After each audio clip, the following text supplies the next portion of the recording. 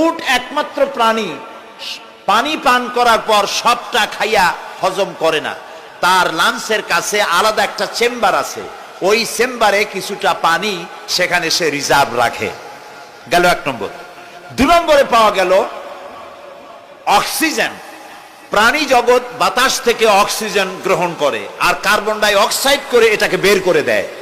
উট একমাত্র প্রাণী অক্সিজেন যতটা গ্রহণ করে ততটা ছেড়ে দেয় না, প্রত্যেকে কিছুটা জমা করে রাখার জন্য তার বুকের মধ্যে একটা জায়গা আল্লাহ একটা চেম্বার তৈরি করেছেন, ওখানে অক্সিজেন জমা থাকে, একদিকে পানি আর একদিকে অক্সিজেন শ্বাস প্রশ্বাসের জন্য।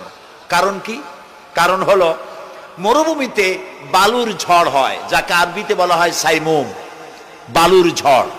এই ঝড় যখন শুরু হয় তখন একটানা ঝড় চলতে থাকে 2 দিন 3 দিন 1 সপ্তাহ চলতে থাকে। মানুষেরা টের পেয়ে যার যার আশ্রয় গ্রহণ করে।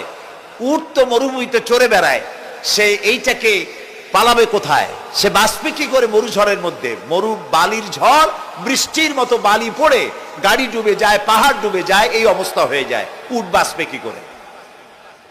আল্লাহ রাব্বুল আলামিন উটের দেহ তৈরি করার সময় এমন ব্যবস্থা করে দিলেন, উট যখন টের পায় বালুর ঝড় হবে, সঙ্গে সঙ্গে তার সামনের 2টা পাও দিয়া বালু সরায় দিয়া তার মাথার গলার অর্ধেকটা বালুর মধ্যে ঢুকায় দিয়া 5 দিন 7 দিন যেন থাকতে পারে, পানি আর অক্সিজেনের জন্য, সে যেন মারা না যায়।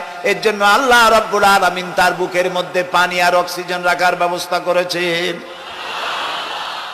আফালা ইয়ানজুরুনা ইলাল ইবিল কাইফা খুলিকাত, কেমনে উট বানাইছি দেখো নাই? সুবহানাল্লাহ বলে। আল্লাহ রাব্বুল আলামিন তার এই বিশাল সৃষ্টি, আকাশ জমিন, গাছপালা, তরু লতা, কীট পতঙ্গ, সাগর নগর সব তৈরি করে তারপরে আল্লাহ তাআলা বলছেন, এবার তাকাও আমার আকাশের দিকে, তাকাও আমার জমিনের দিকে। আল্লাযী খালাকা সাবা সামাওয়াতিন তিবাকা মা তারা ফি খালকির রহমানি মিন তাফাউত। তাকাও আমার আকাশের দিকে, তাকাও আমার জমিনের দিকে।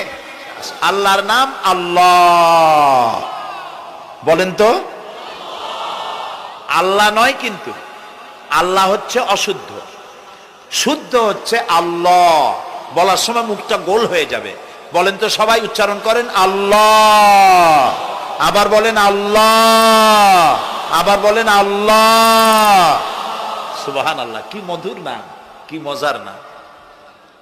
কোন বান্দা যদি অন্তরের অন্তঃস্থল থেকে একবার যদি বলে আল্লাহ, আল্লাহ রাব্বুল আলামিন 70 বার সাড়া দিয়ে জিজ্ঞেস করেন, বান্দা কি চাও আমি শুনছি। আল্লাহ হচ্ছে ইসমে জাত, আর সিফাতি নাম হচ্ছে বাকি 98টা নাম। মোট ওয়ালাহুল আসমাউ হুসনা, আল্লাহ তাআলা রয়েছে পবিত্র নাম, অনেক নাম, 99টা নাম। কয়টা নাম? আল্লাহ হচ্ছে ইসমে জাত।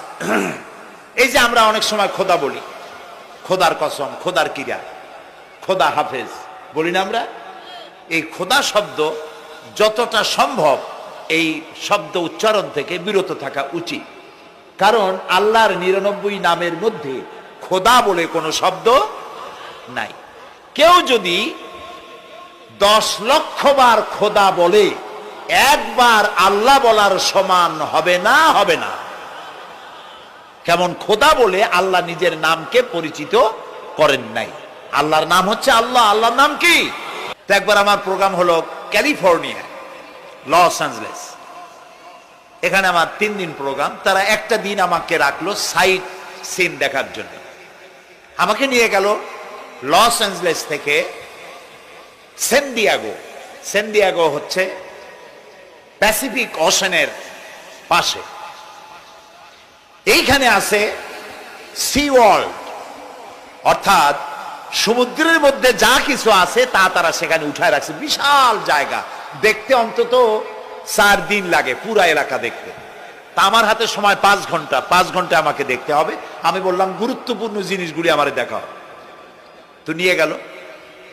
এই আপনাদের মাঠটা যত বড়, এরকম একটা বড় পুকুর, সেই পুকুরের মাঝখানে আছে একটা ওয়াল, আর ঠিক মাঝখানে আছে একটা মঞ্চ, আর 10,000 লোক বসতে পারে এরকম একটা গ্যালারি। ওরকম একটা গ্যালারিতে আমাকে বসালো টিকিট কাটায়, ওখানে মাছের খেলা দেখানো হবে। যারা খেলা দেখাবে তারা হাতে তুড়ি দিল, সঙ্গে সঙ্গে দুটি মাছ ওই পাশ থেকে তারা ভিতরে বড় গেট আছে, সেই গেট দিয়ে এপারে চলে আসবে।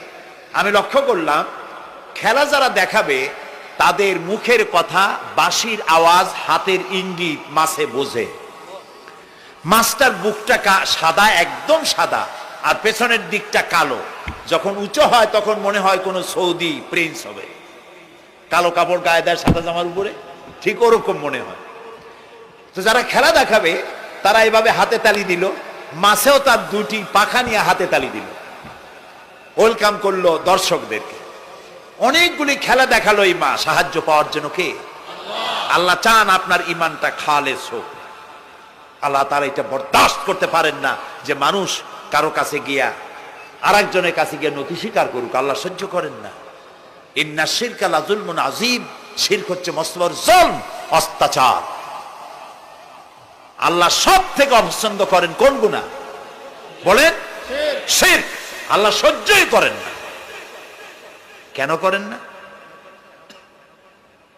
একটা যুক্তিতে আসে। যারা বিবাহ করেছেন তাদের স্ত্রী যদি স্বামীর সাথে যে ধরনের হাসি খুশি প্রেমের আদান প্রদান করে, স্বামী ছাড়া যদি আরেকজন পুরুষের সাথে এরকমের ভাব বিনিময় করে, ফোনে কথা বলে, প্রেম করে, খুব সুন্দর করে ভালোবাসা দিয়ে যদি চিঠি লেখে অন্য পুরুষের কাছে, অথবা প্রেম নিবেদন করে, তাহলে স্বামীদের অবস্থা কেমন হবে বলেন? এইটার জবাব দিতেও যদি দেরি হয় তো খুবই কুলক্ষণ। হ্যাঁ, ভয়ানক হবে, ভয়ানক হয়ে যাবে। নিজের চরিত্র যতই যা হোক, বউর চরিত্র ভালো চাই। আচ্ছা বলেন তো, স্ত্রী আপনার সঙ্গে যেভাবে প্রেমের হাসি হাসে, প্রেম নিবেদন করে, ওই রকম আরেকটা পুরুষের কাছে সাথে করলে আপনার সহ্য হয় না কেন? আপনি স্ত্রীর উপর আপনার অধিকারটা কতখানি, কি জন্যে? আপনার স্ত্রীর যে হাসি, যে মিষ্টি হাসি, যা আপনার প্রাণ কেড়ে নেয়, ওই হাসিতে আপনার কোনো অবদান আছে বলেন? তার যে টানা টানা চোখ, সুন্দর ভ্রু, মাথায় অনেক লম্বা চুল, শরীরটা সুন্দর, যৌবন, রূপ, এর ভেতরে আপনার কোনো অবদান আছে? হ্যাঁ আছে, একটু তো আছেই। আপনি যে মুখ দিয়ে বউটা হাসে, সেই ঠোঁটে একটু লিপস্টিক লাগাইছেন। যে চোখের জন্য আপনি পাগল, সেই চোখে একটু কাজল লাগাইছেন। শরীরটাকে পেঁচাবার জন্য সুন্দর একটা শাড়ি কিনে দিছেন।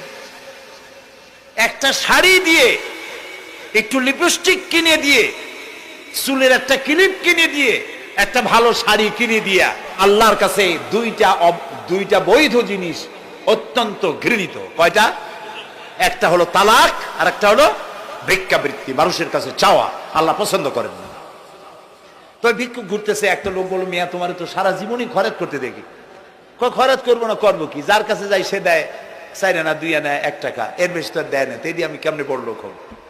কয় যে তুমি বাদশারে চোখে দেখো না, বাদশারে চোখে দেখো না। কয় বাদশার কাছে কি আমার মতো লোক যাইতে পারে নাকি? কয় না, যাইতে হবে, যাও। বাদশা একবার যাবা, এমন দেওয়া দেবে জীবনে আর তোমার খরচ করা লাগবে না। পাতি শিয়ালের পিছনে ঘুরে তো লাভ নাই। পাতি শিয়ালে খায় মুরগি, তোমার একটা ঠ্যাং দেবে, দাঁতের খেলালের কাজ হবে না। বাঘের পিছনে ঘোরো, বাঘে খায় গরু আর হরিণ, একটা রান দিলে তুমি 1 সপ্তাহ খাইতে পারবে। কাজে ঘুরতে গিয়েও বোঝা উচিত কার সাথে ঘুরি। তো বলছে বাদশার কাছে যাও। তো বাদশারে পাবো কই? কই তো দেখলাম কেবল মসজিদে ঢুকলো।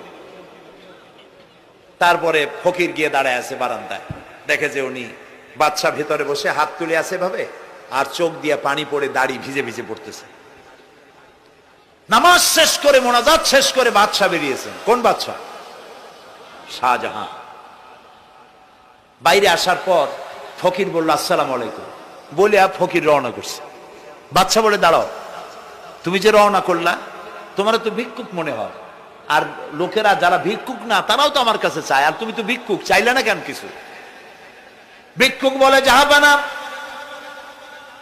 আমি কিছু চাইতে এসেছিলাম আপনার কাছে, কিন্তু আপনার করুণ অবস্থা দেখে আমার জ্ঞানের চোখ খুলে গিয়েছে। আমি দেখতে পেলাম আমি যার কাছে চাইতে এসেছি, আমি তো কান্দি না, হাতও পাতি নাই।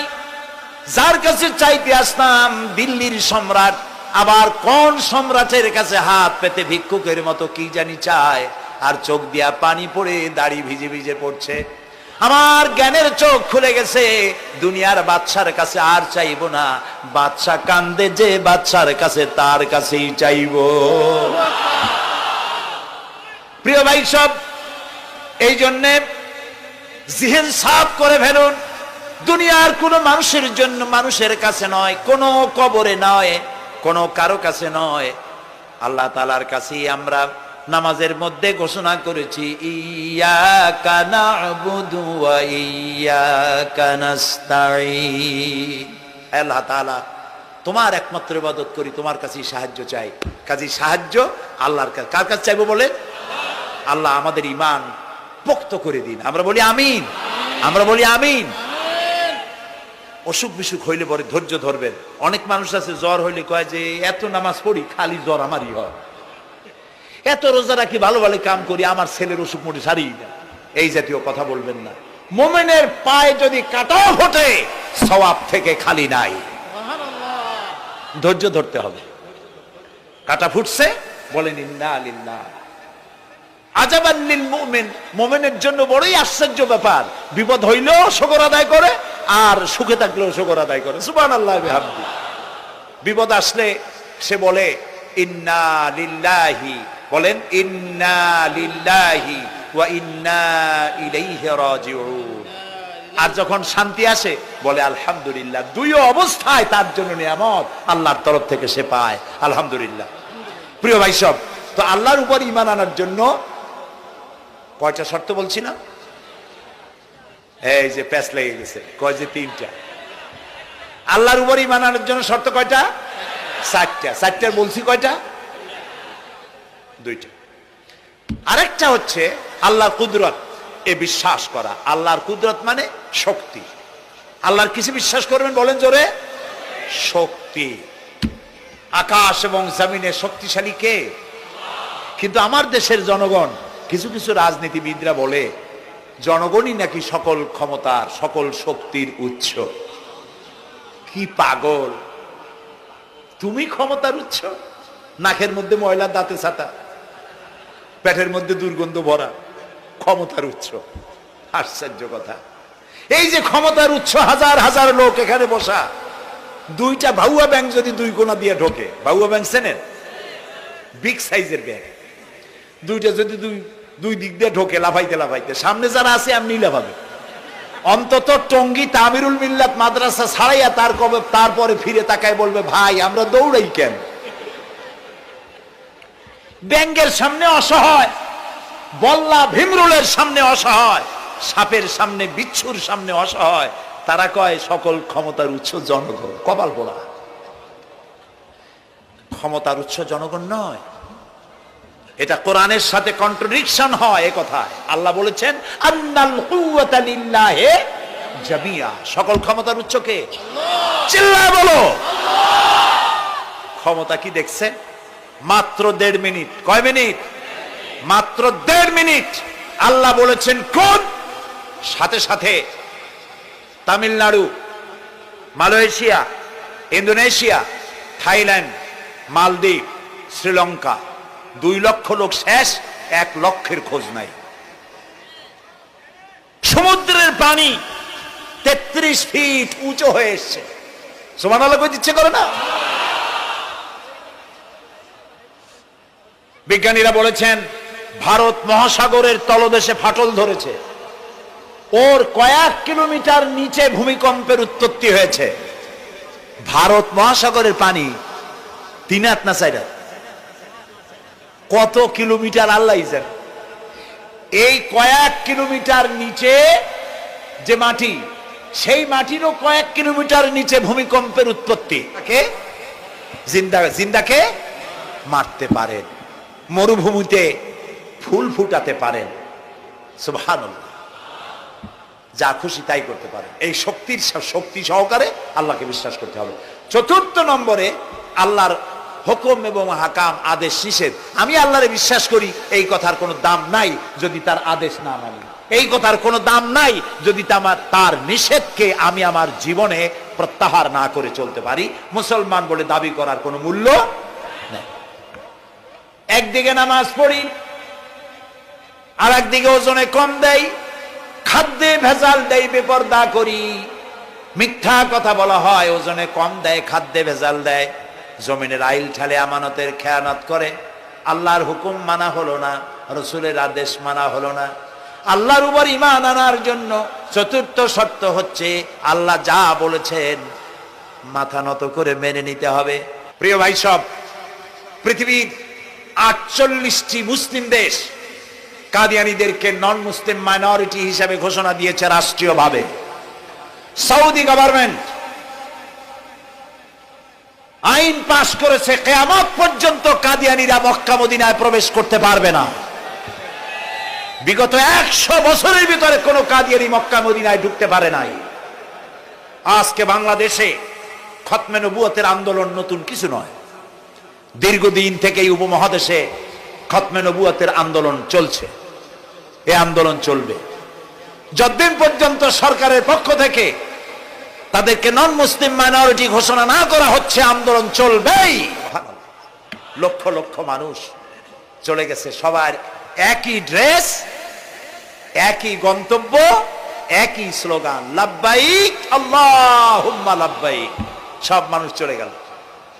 আমি 96-তে যখন পার্লামেন্টে আসলাম, প্রথম পার্লামেন্টে এক বক্তৃতার ভেতরে আমি বলেছিলাম যে আমাদের দেশে নেতা নেত্রীরা উমরা করে, হজ করে। আচ্ছা, আপনারা যাইয়া দেখেন কি, করেন কি, আনেন কি?